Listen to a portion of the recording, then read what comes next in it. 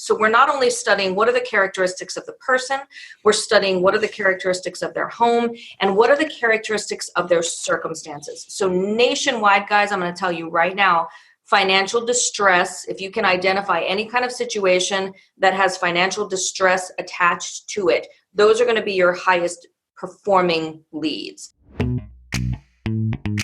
All right, guys, here we go now. It is time to unlock more doors to deals. We're real estate investors here. We're real estate agents here, and we all have one thing in common. We believe that we can. We can live the life of our purpose. We can create financial freedom. We can build a better life for those that we love, and we can live the life of our dreams. I don't care if you're trying to do your first deal or your 500th this year.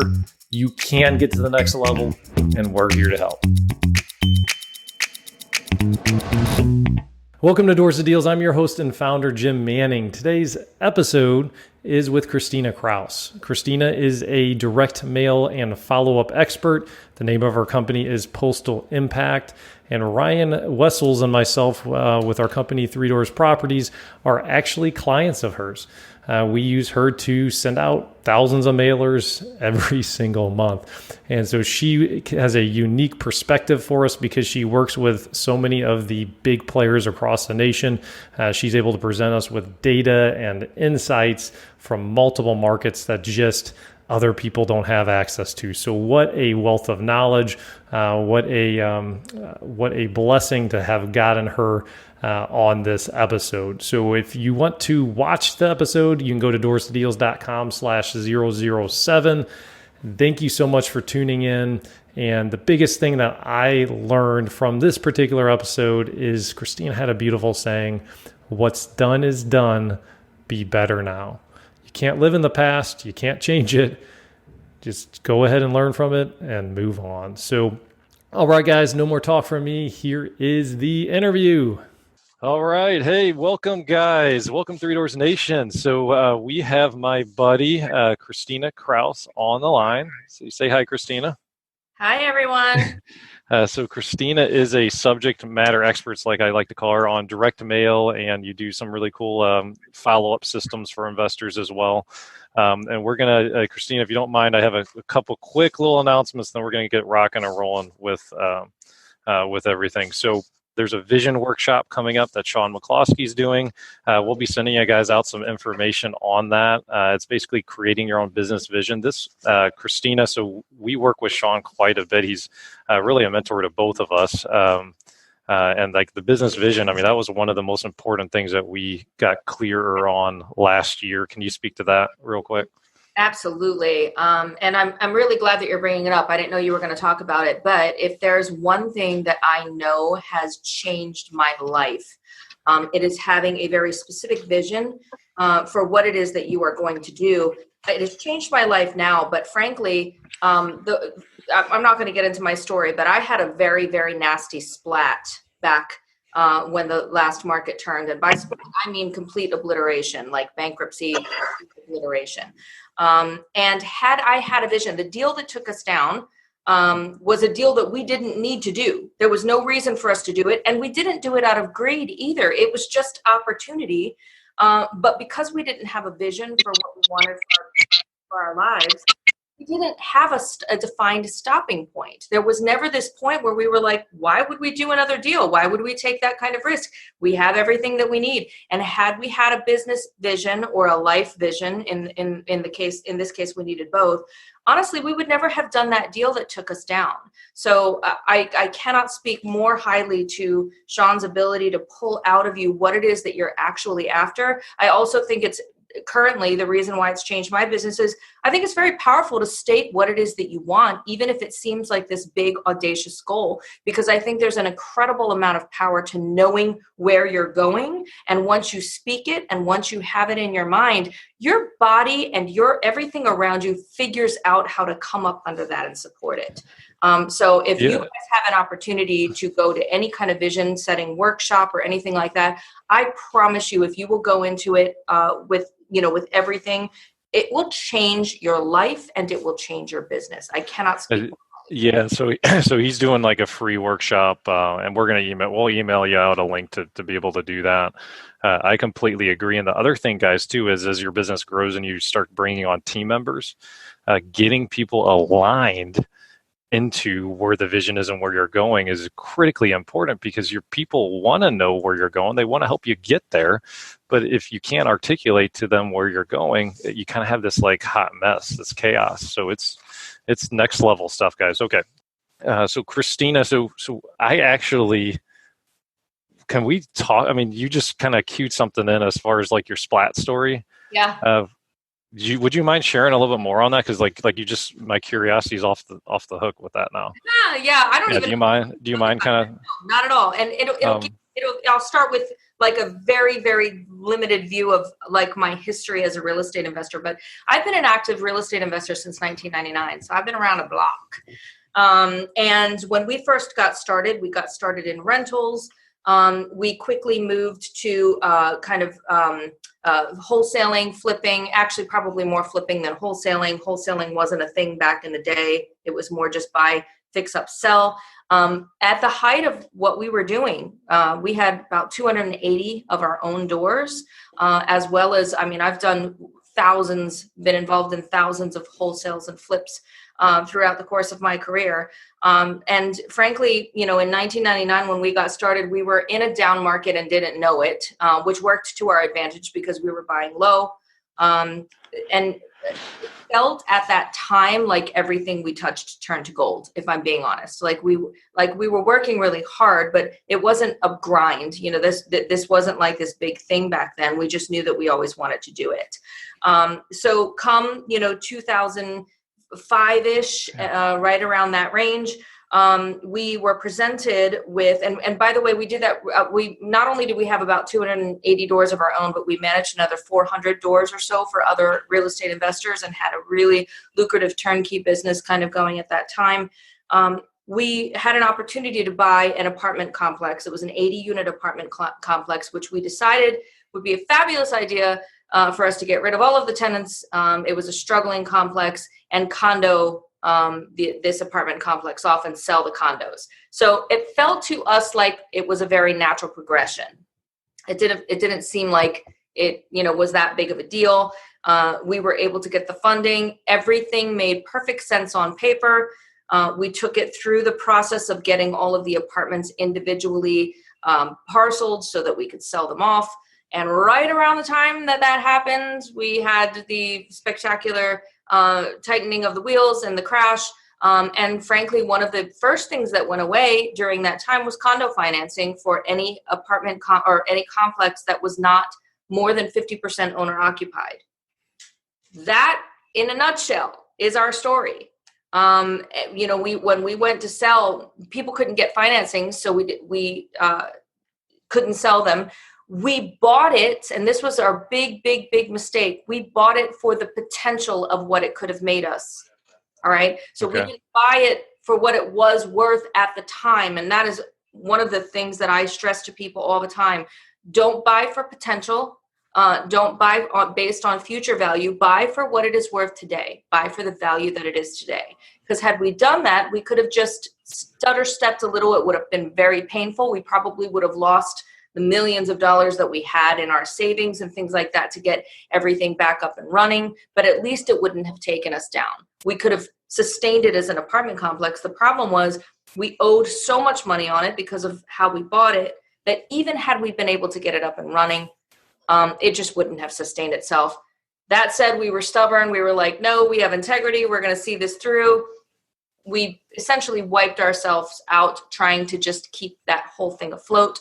And that was how the splat happened. In the meantime, we lost everything because what we did is we transitioned the management of all of our units to a management company because we had to focus on this other project. They weren't managing our properties well. When the banks started calling loans, it just threw us into a tailspin. It's a long story that I'm not going to get into, but the bottom line is that took us down. That entire thing took everything that we had worked all of those years for. I mean, I say all of those years. I mean, it was 6 or 7 years, but still, we had put our lives. It's a long time, though. Yeah. Yeah. And it was a lot. Frankly, had we never done that deal, that one deal, we could have retired. We had more money than at that time. We had more money than, honestly, I would have felt like we could have responsibly spent in a lifetime. We have millions of dollars of liquid cash. But again, we didn't have that point where we said, this is enough. Like, we never defined what our vision was and what was enough. And at the time I was married. My business partner was my ex-husband. In the middle of all of that, our marriage fell apart. That had nothing to do with, it didn't help what we were going through. But the bottom line is, had he and I ever sat down and said, why on earth would we do this $16 million deal? We don't need it. We have more than we need. We have more than we could spend. Why would we do this? But we didn't have a vision. So we were like, this looks like a great idea. So do you think it was like just like the mindset and the quest for the deal, the more deal, like the growth, like yeah. Like it wasn't about even like the deal itself, just like the excitement of doing something bigger and growing something bigger. Absolutely. For us, it genuinely, and I've thought about this a lot. It wasn't greed. It wasn't like we need more money. It was more just, oh, this is a cool opportunity. We could totally rock this. And we, as entrepreneurs, we like to create, we like to build. I'm sure that resonates with all of you as well. But the bottom line is, my message now is, go ahead and scale if you want to, but scale responsibly. Know why you're growing. Know what it's feeding. Don't do something just because you can, unless it fits your vision. That's awesome. So, hey, real quick, guys, sidebar. We're going to try and leave this a little bit quicker and open up for more of a Q&A for you guys. So please, if you start thinking of stuff, just chat us right now. And then I'm going to actually unmute everybody here in a little bit, and we're going to kind of open this up for a little bit. So please, get us some questions now as you're thinking of them, because Christina is a expert, and honestly, I wanted her to answer your questions, not just all of mine. So I love Q&A. So let me tell you what we do now, so that you guys can start thinking about what you might be able to ask. Awesome. So outside of that, once we got through that, and we did get through it, now what we do, most people know me as Postal Impact. Postal Impact is a data and analytic driven motivated seller lead company. And we are also a completely done for you direct mail company. So frankly, we work with some of the biggest investors across the nation, people who are just doing massive amounts of this mail. We handle all of those campaigns for them. We represent millions of pieces of mail per month. But more importantly, we study the data around that mail and around lead lists. And marketing. So, we're very, everything that we do is rooted in data and analytics and KPIs, and making sure that we understand that if something is working, why is it working? And if it's not working, why isn't it working? So we do that as Postal Impact. Surrounding that, and this is one of the things that I think is going to be really important for us to touch on this time, is we recognized, as we started to get under the hoods of these kinds of investors, these good, really solid investors, that people weren't following up on their leads. So what we've recognized is the fact that the most important thing in your business, guys, is the lead. The lead is always the most important thing. So you've got to make sure that you have a system and a process in place to nurture and audit your leads all the way through your sales pipeline, including follow-up, and figure out a way to make sure that you make money, that you monetize every single lead. You've got to really start thinking about every single lead as an opportunity, because we're moving into a time in the market where we can't afford to take only the low-hanging fruit anymore. Every single lead that comes into your business, you've got to look at it for the gold that it is, and recognize where you're missing opportunities in the leads that are coming into it. Yeah. So what's the data that you have on as far as your clients go, the percentage of deals they do from more than 1 month of follow-up versus underneath 1 month? Yeah. So we recently just did a 3-year study of our clients' data. And what we were able to determine, and this is why I'm so big on follow-up right now, is that of our clients who had any kind of follow-up system in place, even if it wasn't a really good one, just any kind of sophisticated but structured follow-up system in place, 74% of their deals, all the total deals that they did, came in follow-up 30 or more days after the first point of contact from the motivated seller into their business. What's more significant than that, though, is that of our clients who did not have a follow-up system in place, and that was most of them, had no structured follow-up system. They might have a random, oh, I'll call that person back if they seem super motivated or whatever, but they didn't have a structured follow-up system in place. Only 8% of their deals came in follow-up. That is a massive amount of meat to leave on the bone, and we can't afford to do it anymore. You guys are paying for your leads. You've got to make sure that you're treating them, the way and handling the way they need to be. Okay, and so I think this is Jim rant time here a little bit on this. Like whenever I hear someone that says, "Oh, there's not enough deals out there," well, like, are you following up properly with all the leads opportunities that you have? I think newer investors, like when I started out, I know I was guilty of this. I'd call the homeowner up, "Hey, did you get the offer? Are you interested?" "No, I'm not. It's not going to work for me." "Okay, see you later." Then I'm on to the next deal. Well, 74% of the people, the leading investors across the nation, when that person says no, they're not interested. They're not interested today. It's not interested forever. Right. But especially the newer investors and the less skilled investors, you just think, oh, well, it's a dead deal. There's no deals out there. And then you're like, this investing thing doesn't work, right? That's amazing. That's cool. And if you guys, if you don't believe me, do this. For all the appointments that you go on that you didn't get the deal, have enough discipline to go and look at what actually ended up happening with those deals that you didn't make. That will tell you the story. It'll tell you the truth, because the likelihood is that turned into a deal for somebody. Okay. If it went nowhere, fine. But somebody got the deal. And you have to be disciplined enough to figure out what it is that they did that you didn't that got them the deal.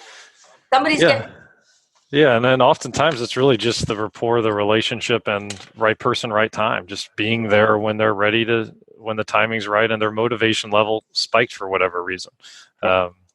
Okay, great. So I was kind of curious. So like you've had the splat moment, you've had a lot of life, a lot of challenges go. Do you have any advice on like how you pick yourself up, or like how do you like mentally overcome like any sort of challenge? Like what do you do now that you're in year 20 of working on this?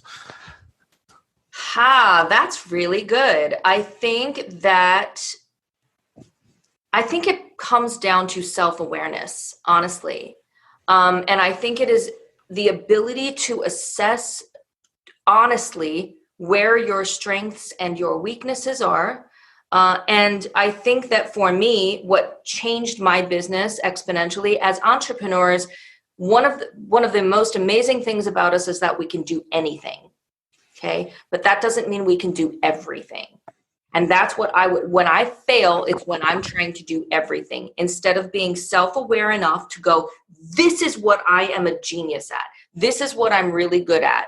And you've got to stick to your genius as much as you possibly can. It's got to be your number one priority. Get whatever else you have to get in place to take the other parts of things off of your plate. First of all, when you do that, when you fall, more than likely you're going to figure out that you either fell because you were doing something you really probably shouldn't have been doing and focused on, and or you were doing too many things. So for me, I take it as like a challenge when something fails to say, okay, what is it that I need to do? What is it that I need to learn so I never repeat that again? More often than not, and it's frustrating, but it's also encouraging. More often than not, what you're going to say is, I'm not an idiot. I just didn't handle that situation properly. Let's get up and let's go. Yeah, learn from it and then just move forward. Yeah. And sometimes, Jim, for me, I literally just have to force myself. I really think one of the beauties of this business, and probably most people that are on this phone or on this Zoom call, I just had this conversation with another client. Most of us, you and I and everybody else that are on this phone, have the luxury, the God-given luxury, or whatever you want to call it, that we don't have the limitations that other people have. Some people have physical disabilities or mental disabilities or circumstantial circumstances that completely prohibit them from changing their changing their circumstances or their situation. Most of us aren't dealing with that. Most of us are simply dealing with our mental capacity to go, nope, I'm doing it. Nope, I'm not going to stop. Nope, I'm not going to quit. That's a gift. And it's not a gift to be taken lightly. And I truly believe that if you don't take that mentality and you get knocked down and you let yourself stay down for too long, then sometimes those opportunities get taken away. And I refuse to be careless with that. I refuse to be careless with the fact that God gave us something that not everybody has. And that is the actual ability to do whatever we want, but we have to choose to do it. And we can't convince ourselves that it just happens for us. That's not how it works. You actually have to try. If you want to be in that top 2%, it takes effort. You have to keep shooting the 3-point shot. You have to keep doing what you do over and over and over and over again to break into that top 2%. Yeah, and I think there's a difference in mindset between I receive a paycheck, so it's a one-to-one. I created value for the company, and then they give me a paycheck, right? When you're an entrepreneur and you're creating the value, the mindset almost has to be, I need to do like 10 times the amount of value for the money that's coming back. Like it's a completely different shift on like how much you have to give and provide for the world, right? And the payoff 10 times too. That's what's so exciting about it. But I think so many people fall in the trap of mediocrity. I call that mediocrity, by the way, the one that goes, give a paycheck, get the value. Listen, go do that.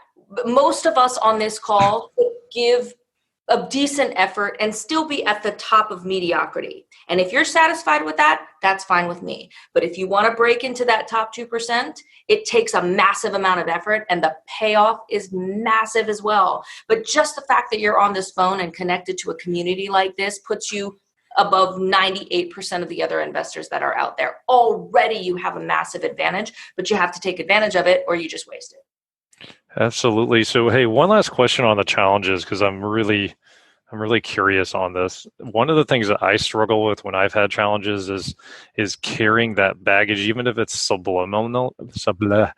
you know what word I'm trying to say, subliminal or unconscious, even if it's just like actually truly letting go in your entire soul, your entire body of like I had this baggage, I had this splat moment, and like truly letting go so you can get going with the next part of your life. Yep. How did you let go of your biggest of the splat moment? Like you said you did declare bankruptcy, is what you said earlier, right? So how have you? Because I'm in my 40s, having to get help to put food on the table for my children from my parents. I say this to my team all the time, and I say it to myself. I don't have to say it daily anymore, but I do say it. And part of it is just owning it and forgiving yourself. Okay. What I say to my team and to myself all the time is, what's done is done. Be better now. Every single moment, from moment to moment, you have an opportunity to be better in that moment. Why would you linger in something that's going to pull you down? What's done is done. Be better now. And every single moment is an opportunity to turn your entire life around, but you have to decide to do it. Giving me goosies. I love it. Yeah. Every single moment. So what's done is done. Be better now. And every single moment is an opportunity. It's an opportunity to change the course of your entire life. And if you think about it, it's so true, right? Like, you could have made the most devastating decisions. You can't do anything about it, right? But right at this moment, you can say, okay, what is it that I need to do to change my course? And I'm going to do that right now. Just do it right now. Think of it as eating. That's a great, I think eating is a great analogy, because you could be 500 pounds and have made every bad decision to get yourself to that 500 pounds. But literally in this moment, you could decide that you are done with that. And from this moment forward, you could decide to be a totally different person. and do what you need to do to change the course of your life. It is what it is, but you got to do it. I love it.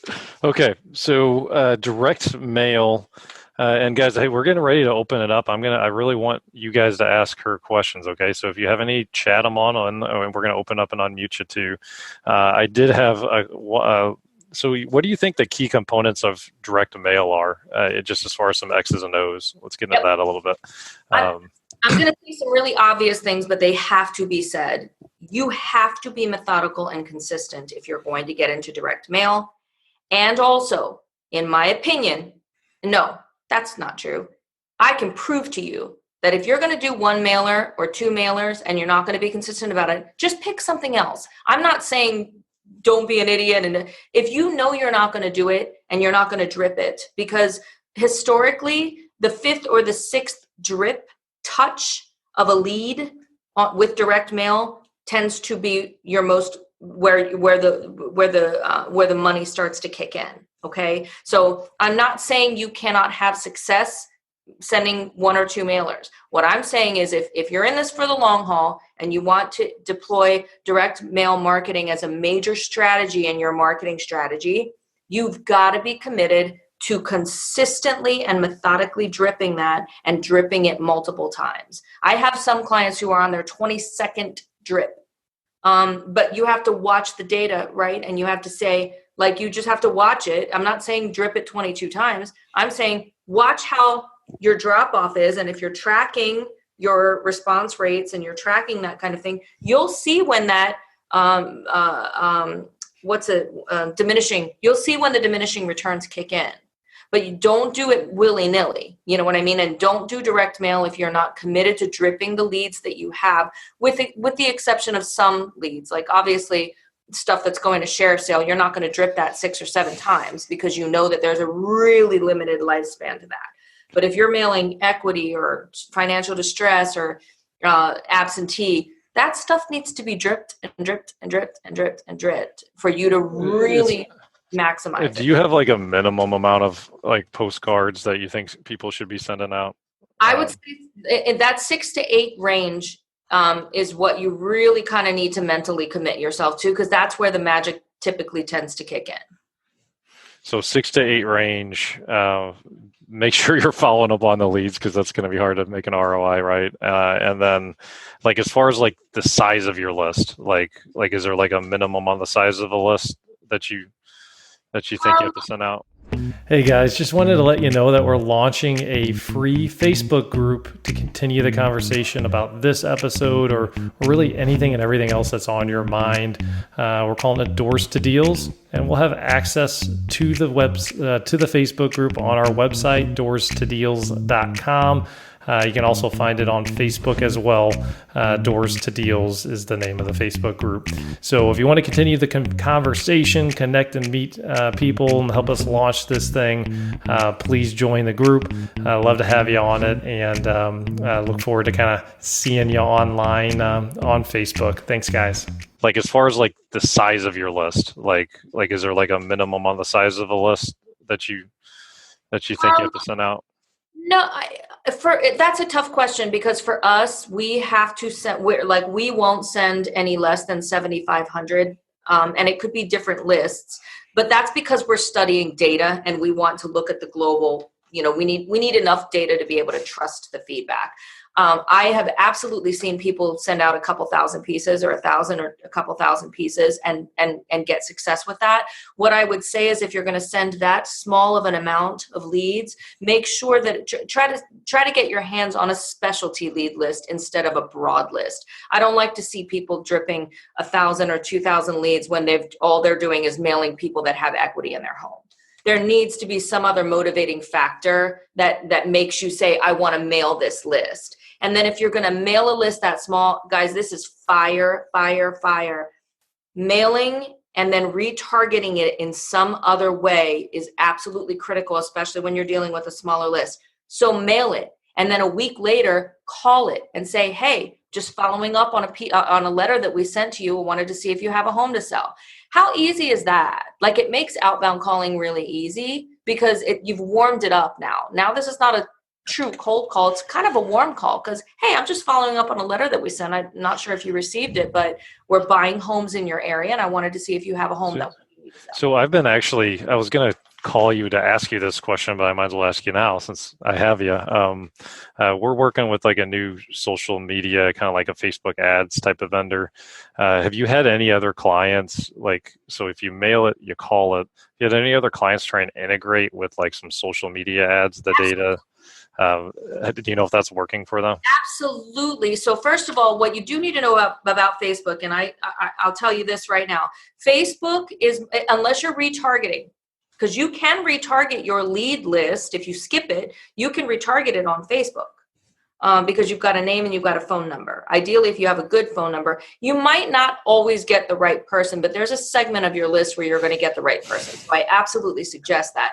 Facebook marketing, guys, I'm going to tell you right now, is more of a follow-up lead. That is not like people do, like the good thing about Facebook is it's cheap. The bad thing about Facebook is that is not a low-hanging fruit lead normally. I'm not saying it doesn't ever turn into an immediate sale, but Facebook is really good as a retarget, or if you're committed to following up on the leads. Okay. PPC is probably going to be your easiest low-hanging fruit lead because and it makes sense, right? PPC is an inward-facing lead. When people come to you from PPC, they're raising their hand voluntarily and saying, I have a home that needs to be sold. Let's see if we can make a deal. So PPC, the problem with PPC is they keep changing the algorithms and it can get really expensive. So what I will tell you is that I don't know this because I handle PPC, but I have enough clients who do PPC that it's gotten to the point where unless you can spend a significant amount of money, it's not always the best, area to spend your money on. Yeah, I agree. So we did PPC for 7 or 8 years, and we actually have stopped it just because the costs have been dramatically skyrocketing on it. But like the biggest pro with PPC and direct mail, in my opinion, is the leverage. Like it's a way to get a lot of opportunities, a lot of leads very quickly. The biggest con is like, my goodness, you thousands of dollars a month spend if you really want that lead volume, right? So it sounds like though that there is a way to, like, if you don't have that big budget, there's potentially a way to still make direct mail work for you. Absolutely. As a matter of fact, we are at the tail end of finishing a marketing hub that we're making for, smaller investors where they can go to one place and get lead lists and mail out in smaller quantities. One of the difficult things with direct mail, guys, and I'm sure some of you have experienced this, is when you're not mailing in bigger quantities, it can get really tough because it's even more expensive because you're not mailing enough volume. There's companies out there who won't even mail if you're not, sending a minimum amount of leads during that time. So it can absolutely work, but if you're going to do it, you have got to be committed, if you're mailing a smaller amount of leads, to dripping it and then retargeting it. Outbound call it, text it, do whatever you got to do to retarget the lead and get the highest value lead possible. Go get probates, go get code violations, go get stuff that we know are high value leads. So when you're looking at, as far as data goes and the lists, when you're vetting lists and opportunities, and you can just, guys, there's stuff out there that you can Google, like motivated seller lists. And it's not that difficult to find some of these lists. What is some advice, like when you're screening through the data or like questions that you ask, for people, like how do you normally do that? You mean when you're actually talking on the phone with them? Yeah, if you're trying to find a data source, like how have you? Oh, okay. Yeah. How do you vet the data sources? I will tell you right now, hands down, the highest value, because we study, we create motivated seller avatars for our clients. So we're not only studying what are the characteristics of the person, we're studying what are the characteristics of their home and what are the characteristics of their circumstances. So nationwide, guys, I'm going to tell you right now, financial distress, if you can identify any kind of situation that has financial distress attached to it, those are going to be your highest performing leads. Think tax delinquent, mortgage delinquent, lease pendants, think those types of scenarios. Think financial distress. If you're going to try to hone down. I will also tell you that hands down, probate leads are the most lucrative leads that you can find. The problem with probate leads is they're very hardest lead to gather, most expensive lead to gather. There's not a lot of them. You could be in a county and only get 50 leads or 100 leads. And it is definitely a longer play, guys. It's not like it's not one of those fire leads, but if you're in it for the long haul, you won't find a more lucrative lead out there nationwide. With the exception of Vegas, and there's reasons why it's not in Vegas, but there's like probate all day long, but you got to be committed, to mailing a very small lead list, and always letters. Don't mail probates postcards. It's just not worth it. So I think we've had one where we talked about, oh my gosh, sorry guys, hold on. Frog in my throat. We had one recently that I think we got under contract that was like over a year of follow-up on probate. Yeah, absolutely. So it looks like Melanie has a question that just came in. So she says 2,000 postcards is a small list. So do we need to be more like 4,000 a month? Like, what do you think? With direct mail, I can prove to you that the more the better. The bottom line is your ROI is going to go up the more the email. I don't know why that is, but it is what it is. So if you're going to be committed to direct mail, as many as you can send, it is going to pay off in your ROI unless you have something dreadfully wrong with your lead list. Now, let me give you a KPI that's going to be really helpful for you guys. When you're looking at, is it me or is it the list? Okay. When you get a list, the national average is about 0.5% of a response rate. Okay. That's the national average. I'm not saying in ancillary counties it's higher, in some real competitive counties it's lower. That's the national average, 0.5%. Of the people calling in, at least 50% of the people calling in should be a net lead. Now, let me make this really clear. A net lead is not somebody saying, yes, I have a home and yes, I want to sell. A net lead is anybody that has a home, whether they want to sell it or not, because again, follow up, okay? Because even if they're not ready to sell it now, if they have a home that could be sold, that goes into a follow-up sequence.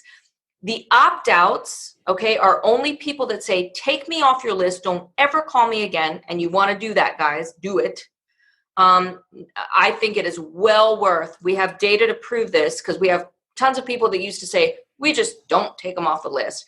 Are you going to get in trouble? Probably not, because it's mail, and that there's a whole other, yes, on the call, you could get in really big trouble, but on the mail, but we've studied the long-term effectiveness of keeping somebody who says, take me off your list on your mail list. It doesn't pay off. So just take them off your list. Or they say, I don't even own a home. Like, home is sold, I don't even own a home. Those are the only two that count as an opt-out. Everything else is considered a net lead. If at least 50% of the people who call in are not a net lead, then you should be questioning your list. Does that make sense?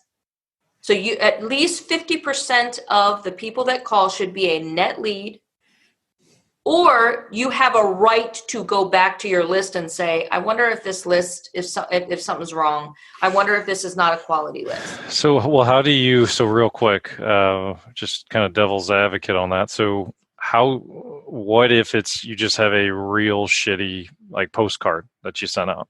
Like, so how do you tell like if it's a copy versus a list? Like, how do you do that?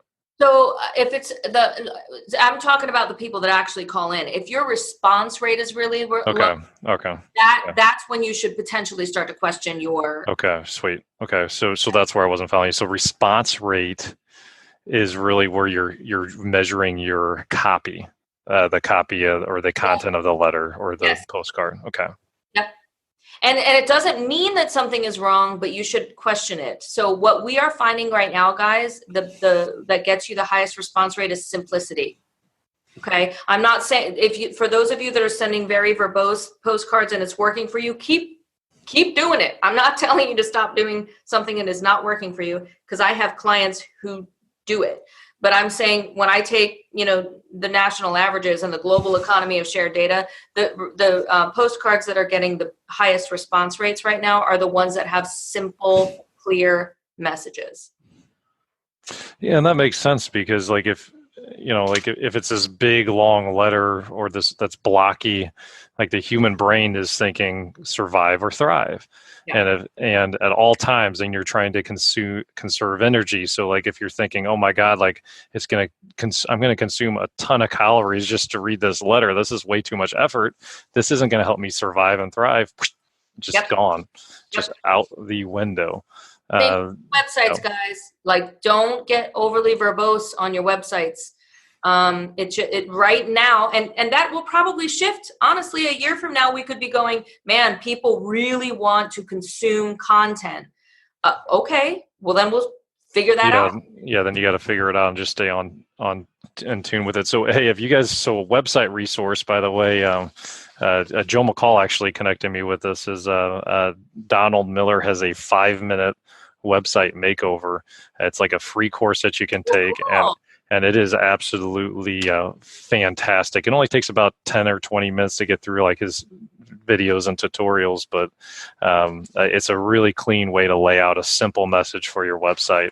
That's so randomness there, I guess, a little bit off topic. Stuff, man. It's the little details, guys. I will tell you this also: online conversion is way up, and I mean way up. So when you send out your postcard, consider either, if you have a website, and you should either consider putting the website on your postcard, which is something that we've said not to do in the past, but then when you watch the data, you see the online conversion going up. But people are Googling. They're getting so many postcards anymore that people are Googling and then going to a website and filling out a web form. So that's another thing that you've got to really pay attention to when you're determining the effectiveness of your direct mail, is that just because something came in from the website doesn't mean that the trigger wasn't direct mail. So you need to think about that when you're thinking about how effective your direct mail campaign is. If you didn't have a website and you're thinking of just doing direct mail, would that stop you from sending out letters? It wouldn't stop you from doing it, but just let me give you an example. I have a client who we looked at his last 10 deals that he had done I think a couple of months he had done the 10 deals. And 6 out of the 10 deals that he did from direct mail came from someone redirecting to a website. So if you're serious about your career in real estate, I will tell you that we're seeing an increase. And again, this is it's a different story than a year ago even. But we're seeing an increase in people going to websites and converting via website. Okay. Another question came in. So is the text to join a positive feature? So I think that's the text to join. I think, and Melanie, correct me if I'm not getting this right, I think that's just the postcard that has the text this number, right? Okay. So we've not tested this extensively enough for me to be able to definitively say I have the data to back this up, but I'll give you my educated opinion, and I think it's decent.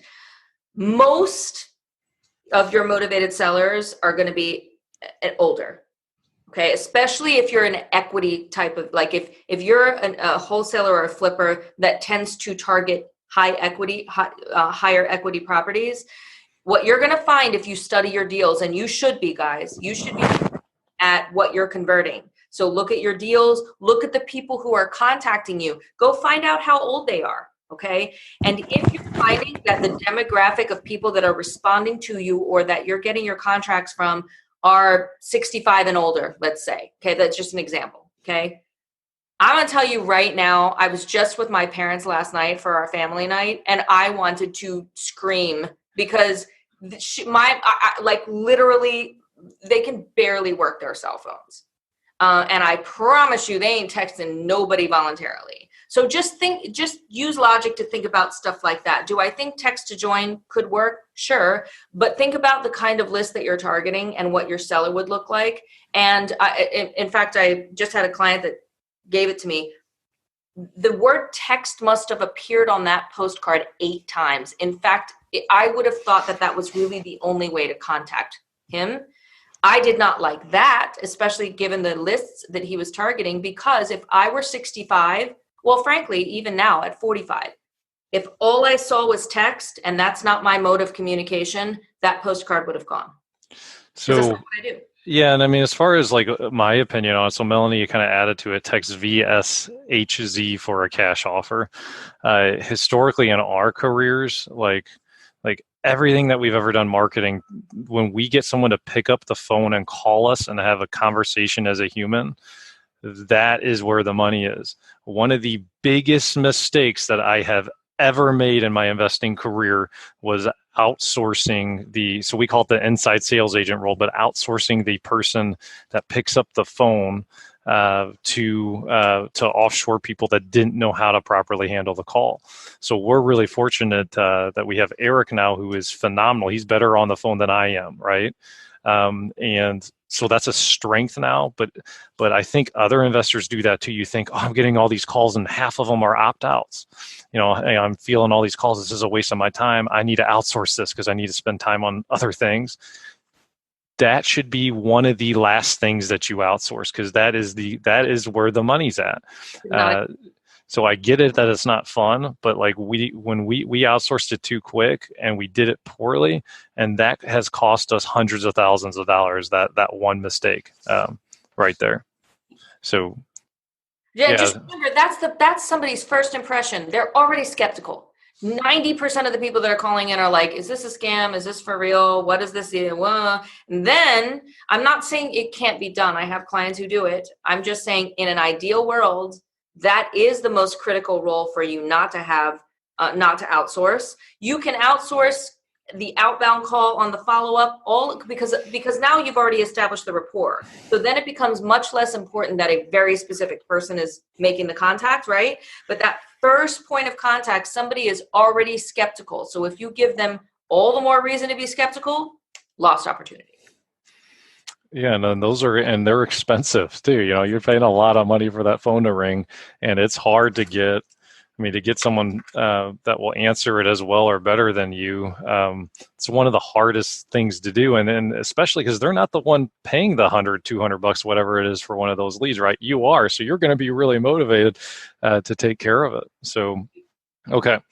So if anybody has any other questions, please chat them over now. I'm going to unmute everybody.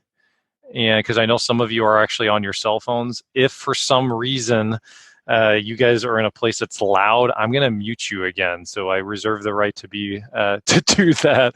But I'm going to try and unmute everybody and open this up for any other questions, especially for the people that can't chat right now. So I'm going to unmute it and see what else you guys have. All right, everybody's getting unmuted.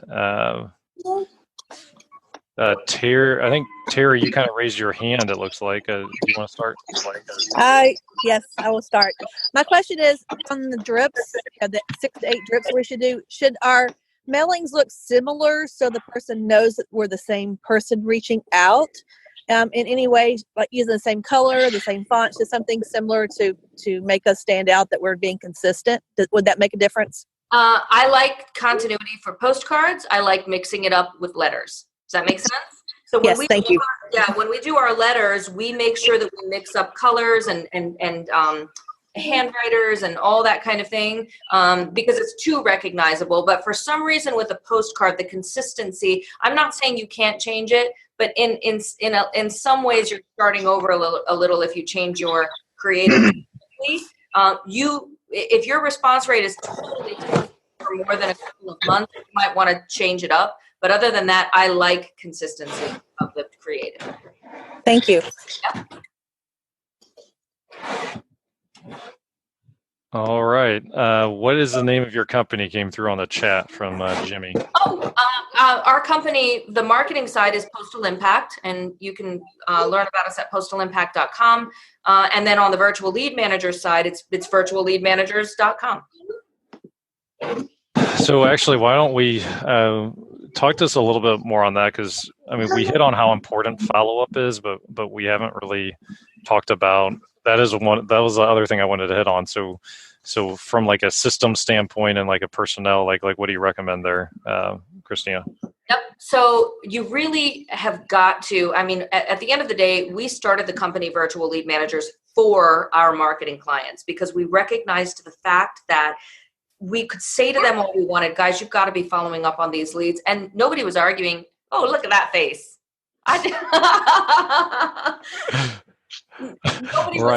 Ryan just popped in. So I saw Ryan. Yeah.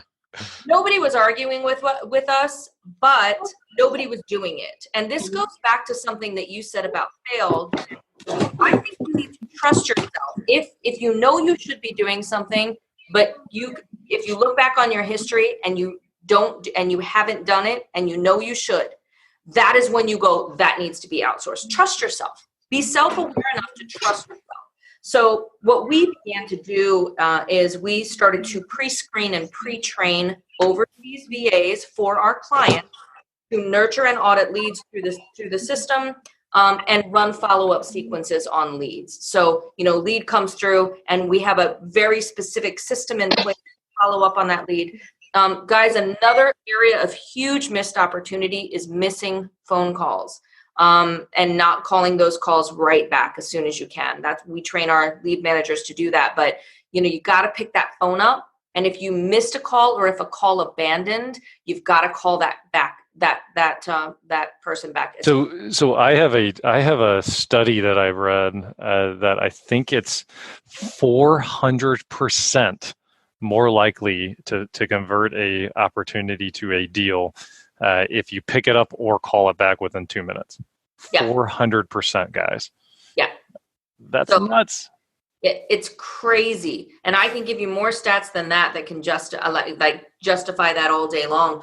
Also, industry-wide, guys, 60 to 70% of deals happen in follow-up, multiple touches down the road. That's not even real estate. That's just business. Okay. In real estate, I shared the study that I did with you of our clients' data, and we were in the 74% range. Okay. But across just being a good, solid business owner, once you pay for a lead, there is absolutely no reason for you to handle that carelessly. It's money. You've already spent the money. You just need to make sure that you're following through on it. There's any number of things that you could do. But one of the things that I also suggest when you're following up with leads is to, again, find the voice, because a different voice is going to speak to everybody. So don't just put them in a robotic text sequence. If your lead is going to convert, most of your leads are going to convert between the ones that convert a follow-up. Most of them are going to convert between day 30 and day 120. That's your juice period of time. That's when you got to squeeze. All right. So, if you're going to put it into some kind of just fully robotic sequence, do it after day 120 when the diminishing returns kick in. But day 30 through 120 of your leads are your highest value converting time frame. Most of us don't have an unmanageable amount of leads in our business. All right. Let's say you've got 200. Spend some time following up, texting, doing whatever you have to do to just touch base with them. Make sure that you're taking really good notes. One of the ways that our clients convert a lot is they lose a deal and the person says, nope, so-and-so offered me $2,000 more. And Jim goes, well, I just cannot come up any higher than I've offered you. She goes, no problem. Hey, when are you closing? When are you set to close on that? Oh, May 30th, we're set to close. Okay. What should you be doing May 31st? Calling and saying, hey, just following up. I know that we were supposed to close on May 30th, or you were supposed to close. Just wanted to make sure that happened. Is there anything that I can do? Tons of our clients get deals in that little time frame by following up and being the first person in and them saying, no, it didn't close. We had an issue with this or that. I'm ready to go. Let's do it. Yeah. So, so Christina mentioned squeezing, guys, too. Another kind of like a tip that I would give you guys is like if it gets to, okay, I can't buy this house, it's not going to happen, they're just not motivated enough, you have other opportunities. That's where a realtor comes in, a real estate agent, for a referral on that route too, because they raise their hand saying they need to sell their house. If the cash buying solution isn't the win for them, Well, what about a realtor referral type of thing? And you have to be careful if you're not licensed on what you can and can't do there. But there's always ways to squeeze things out. Don't just go right to red light, dead deal onto the next thing, because that's just money falling out of your hands. That's just opportunities to help people. Irresponsible. I'm going to tell you right now, the clients that I have that do the best have multiple exit strategies, multiple ways to monetize leads. You've got to look at every single lead that comes into your business. You'll figure it out. I promise. If you will set aside 30 minutes and you'll start looking at the leads that came in, your mind will tell you how to monetize that lead. I can't get a referral fee from for when I refer things to realtors. But the deal that I have with the realtors, because I'm an active investor still, I make a deal with them and I say, how about you comp all of this stuff for me? I'll give you my deals. If it's too light and they need a list, I'll refer that out. But you comp all of my deals for me. You commit to me that you're going to have this back to me within a certain time frame. That's another way to monetize this. I love it. Yeah, value doesn't always have to be tick for tack. It doesn't have to always be dollar for dollar. It can be labor, it can be resources. It can be any number of things. And it's why, guys, like if you just look at the mega buy team that Ryan and I own, and like with the team on Three Doors Properties and our agent team, doing this really well is because this can be a great lead gen, like where you can spin it off both ways, like one can feed the other and vice versa. So, okay, we're pretty much at time now. I wanted to thank you. This was amazing. Thank you so much for your time and sharing it. I'm curious. If people end up saying they have more questions, I'll hop on anytime. Awesome. So postalandback.com. What was your virtual lead manager website? Virtualleadmanagers.com. Virtual lead managers, plural, managersplural.com. And then, I look at this. I just wrote so many notes. I learned so much from you. I really appreciate you dropping the nuggets. So what's done is done. Be better now. If you really find yourself holding on to the past and it's really sapping your energy and really kind of preventing you from moving forward, what's done is done. Be better now. Every moment is an opportunity to change the course of your entire life. Boom, mic drop. I love it. Oh man. So thank you so much. Thank you so much. And so what I'll do is, guys, when we post the link on it, I'll have a couple of my notes here. I'll put that in the Facebook post too. We don't have to go over all of it now, but. Oh, and let me do one more thing, because we're about to start, for the purpose of adding value to communities like yours. Go friend me on Facebook. I've got somebody who goes through and accepts on certain conditions. But the reason why I'm saying friend me on Facebook is because we are going to start putting out a lot of just information, like KPI information and that kind of information for the masses, because we have a lot of value that we can bring because of the insight that we have. So you're going to start to see us on YouTube and things like that. So if the stuff that we were talking about was helpful for you, if you friend me on Facebook, then ultimately I'll get the word out for how to get to us on YouTube and things like that, just for kind of free information and conversation. Awesome. Well, I appreciate that. Thank you for being such an awesome resource. Appreciate everything that you do for us. You are amazing. Guys, for this particular show, go to doorstodeals.com/007. Again, that's doorstodeals.com/007. Remember, go out, live your purpose, and above all else, go after your dreams. Take care till next time. Thanks for tuning into this show. For more episodes and resources that will unlock doors to deals, check out our website, doorstodeals.com.